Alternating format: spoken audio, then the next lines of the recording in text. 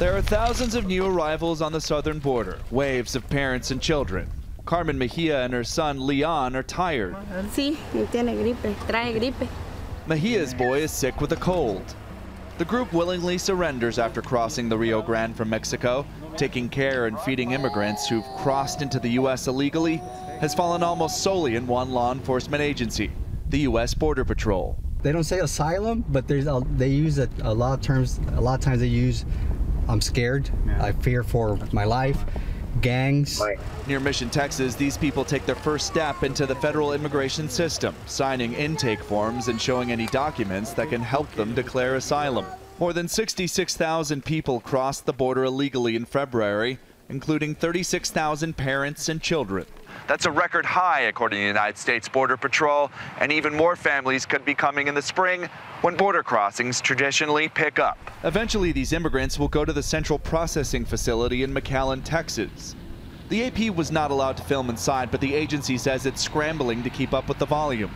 The facility received worldwide attention last June during the Trump administration's enforcement of the zero-tolerance policy, which led to thousands of family separations. In the last year, 2 small children died in Border Patrol custody, leading to expanded medical screenings. Officials say this particular center is not meant for families, but that's precisely what they're handling.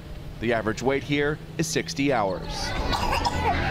After release, groups typically arrive at places like the Catholic Charities Respite Center in McAllen, which too is feeling the strain of increased demand and local politics. City commissioners ordered the church to vacate the building by May after complaints from neighbors. For now, the charity provides food and medical checkups before these people move on to their next destination. What I found is that they're not really anxious to tell somebody that they're got a fever, or they're not real anxious to tell somebody that they're having an infection or having a problem, because they don't want to detain themselves any longer than what the customary number of days is. Dr. Martine Garza is one of the volunteers providing care to immigrants like 21-year-old Honduran Lily Romero. She gave birth to her infant son while on a bus, making the journey through Mexico. But we know that the root of the problem is how these people don't feel safe in their own country.